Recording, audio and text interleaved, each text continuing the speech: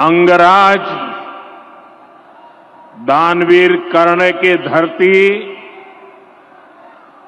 महर्षि मैही के तपस्थली, भगवान वासुपूज्य के पंच कल्याणक भूमि, विश्व प्रसिद्ध विक्रमशिला महाविहार, बाबा बूढ़ानाथ के पवित्र भूमि पे सब भाई बहन सैनिक के प्रणाम करे छिए।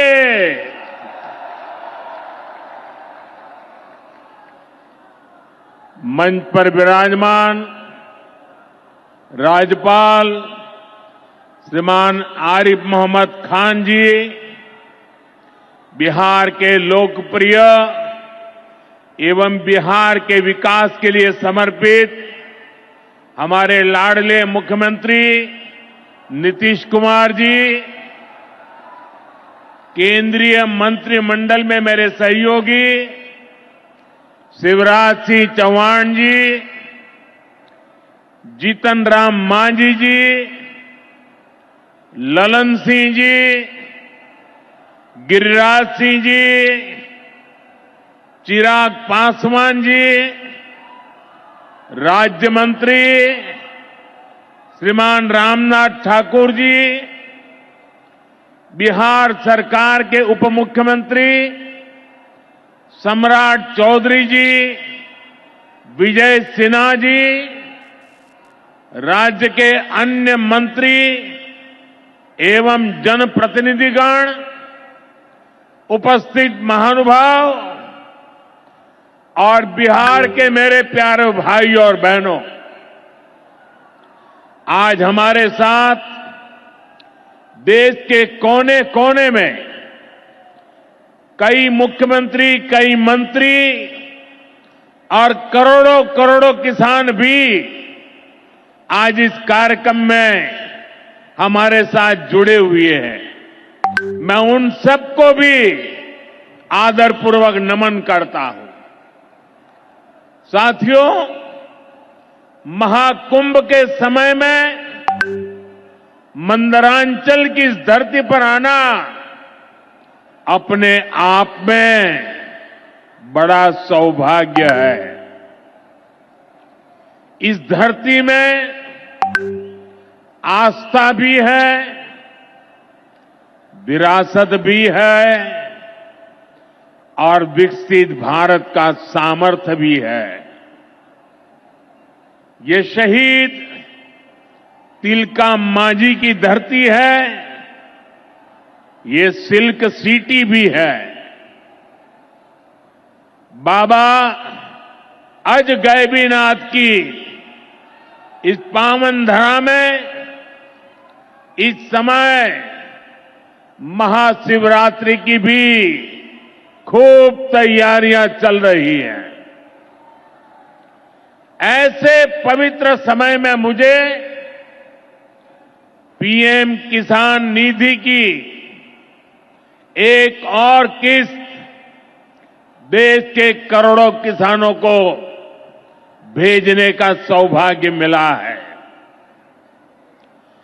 करीब 22,000 करोड़ रुपए एक क्लिक पर देश भर के किसानों के खाते में पहुंचे हैं। और जैसे ही अभी मैंने क्लिक दबाई, मैं देख रहा था यहां पर भी जो राज्यों के दृश्य दिख रहे थे, यहां भी कुछ लोगों की तरफ मेरी नजर गई। वो फटाफट अपने मोबाइल देख रहे थे कि पैसा आया कि नहीं आया, और तुरंत उनकी आंखों में चमक दिखाई देती थी। साथियों, आज जो किसान सम्मान निधि दी गई है, इसमें बिहार के भी 75 लाख से अधिक किसान परिवार है। बिहार के किसानों खाते में आज सीधे करीब 1600 करोड़ रुपए उनके खाते में पहुंच चुके हैं। मैं बिहार और देश के सभी किसान परिवारों को बहुत बहुत शुभकामनाएं देता हूं, बधाई देता हूं। साथियों, मैंने लाल किले से कहा है कि विकसित भारत के 4 मजबूत स्तंभ है। ये स्तंभ है गरीब, हमारे अन्नदाता किसान, हमारे नौजवान, हमारे युवा और हमारे देश की नारी शक्ति। एनडीए सरकार चाहे केंद्र में हो या फिर यहां नीतीश जी के नेतृत्व में चल रही सरकार हो, किसान कल्याण हमारी प्राथमिकता में है। बीते दशक में हमने किसानों की हर समस्या के समाधान के लिए पूरी शक्ति से काम किया है। किसान को खेती के लिए अच्छे बीज चाहिए, पर्याप्त और सस्ती खाद चाहिए, किसानों को सिंचाई की सुविधा चाहिए, पशुओं का बीमारी से बचाव चाहिए और आपदा के समय नुकसान से सुरक्षा चाहिए। पहले इन सभी पहलुओं को लेकर किसान संकट से घिरा रहता था। जो लोग पशुओं का चारा खा सकते हैं, वो इन स्थितियों को कभी भी नहीं बदल सकते। एनडीए सरकार ने इस स्थिति को बदला है। बीते वर्षों में हमने सैकड़ों आधुनिक किस्म के बीज किसानों को दिए। पहले यूरिया के लिए किसान लाठी खाता था और यूरिया की कालाबाजारी होती थी। आज देखिए, किसानों को पर्याप्त खाद मिलती है। हमने तो कोरोना के महासंकट में भी किसानों को खाद की कमी नहीं होने दी। आप कल्पना कर सकते हैं कि अगर एनडीए सरकार न होती, क्या होता? साथियों, अगर एनडीए सरकार न होती तो आज भी हमारे किसान भाई बहनों को खाद के लिए लाठियां खानी पड़ती। आज भी बरौनी खाद कारखाना बंद पड़ा होता।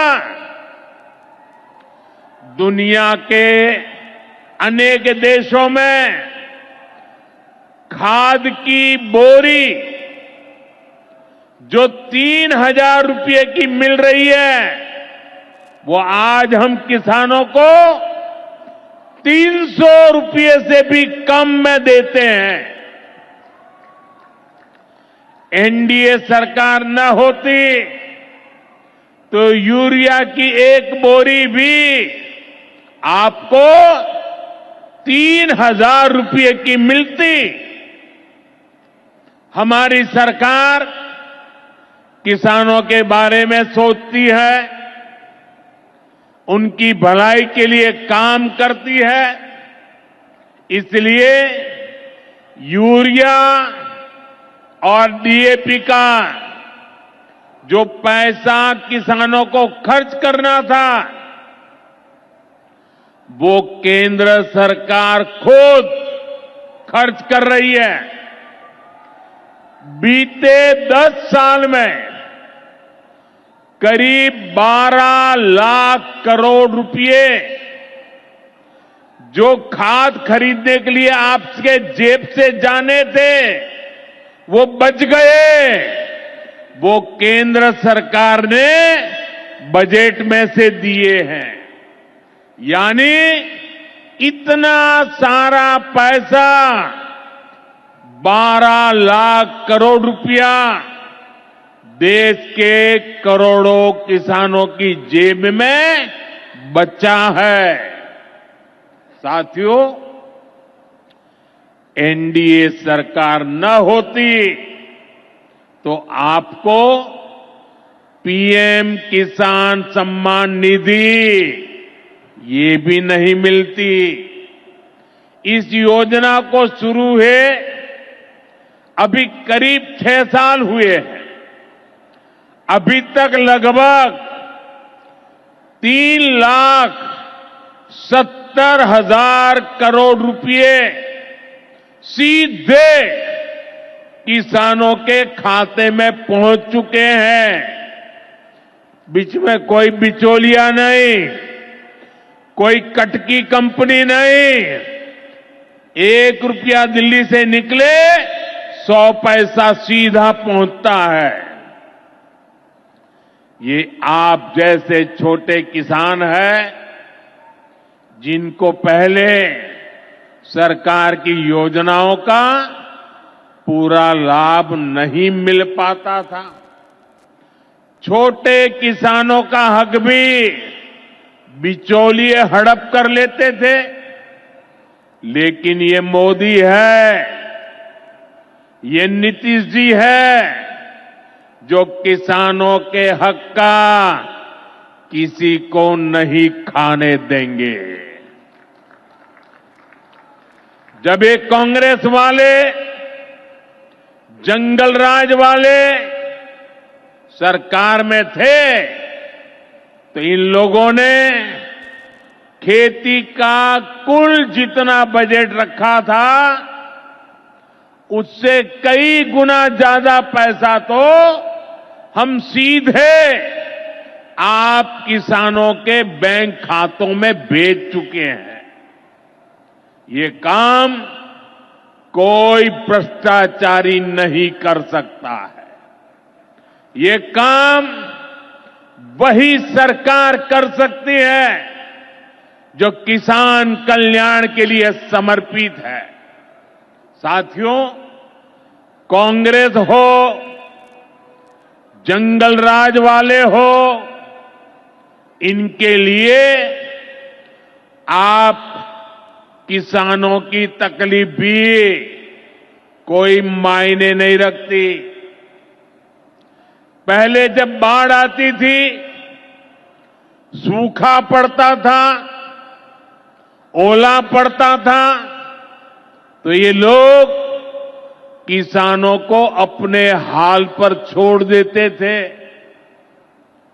2014 में जब आपने एनडीए को आशीर्वाद दिया तो मैंने कहा ऐसे नहीं चलेगा। एनडीए सरकार ने पीएम फसल बीमा योजना बनाई।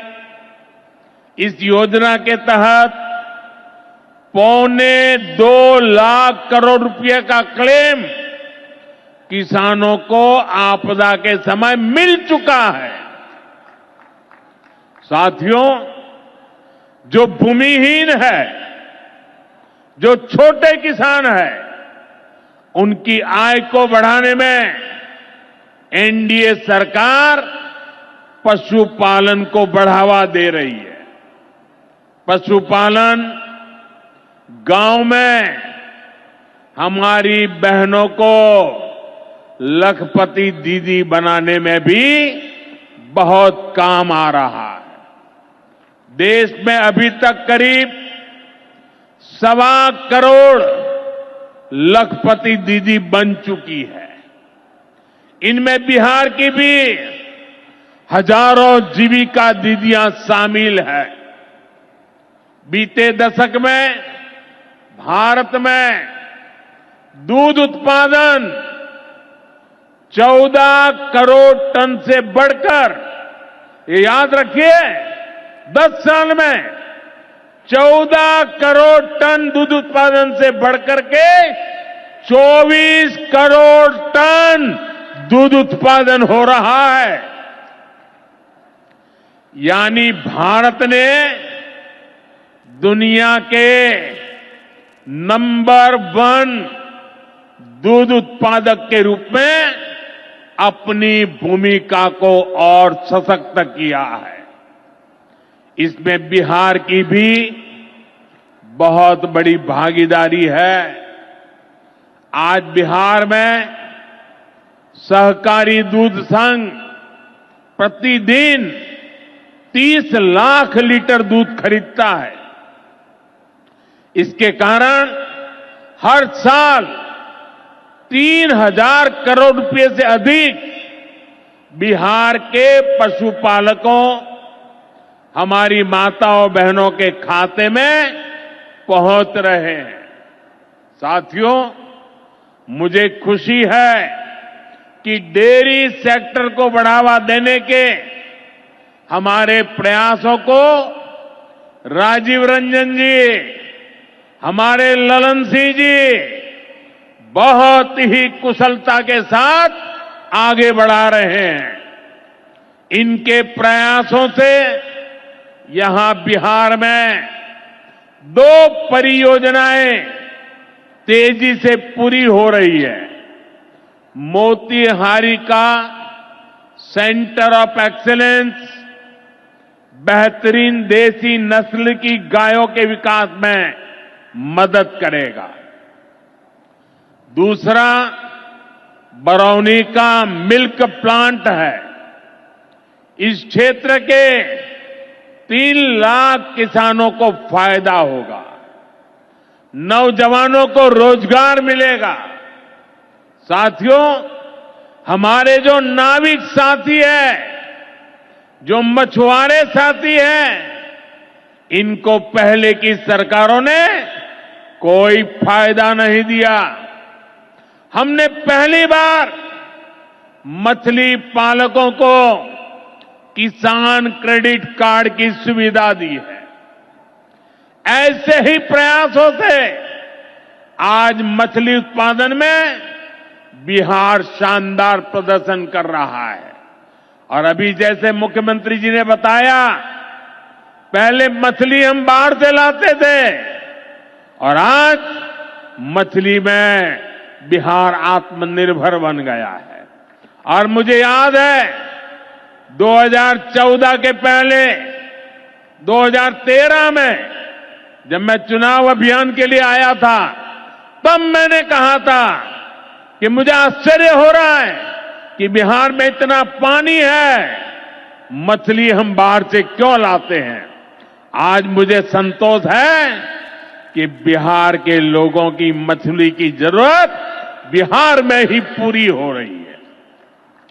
10 साल पहले बिहार मछली उत्पादन में देश के 10 राज्यों में से एक था। आज बिहार देश के टॉप 5 बड़े मछली उत्पादक राज्यों में से एक बन चुका है।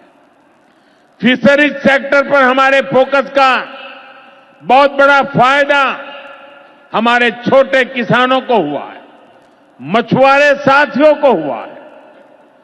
भागलपुर की पहचान तो गंगा जी में रहने वाली डॉल्फिन से भी होती रही है। ये नमामि गंगे अभियान की भी बहुत बड़ी सफलता है।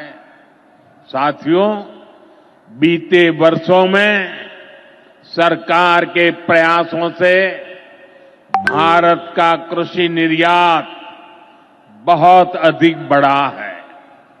इससे किसानों को उनकी उपज की ज्यादा कीमत मिलने लगी है। कई कृषि उत्पाद ऐसे हैं जिनका पहली बार निर्यात शुरू हुआ है, एक्सपोर्ट हो रहा है। अब बारी बिहार के मखाना की है। मखाना आज देश के शहरों में सुबह के नाश्ते का प्रमुख अंग हो चुका है। मैं भी 365 दिन में से 300 दिन तो ऐसे होंगे कि मैं मखाना जरूर खाता हूं।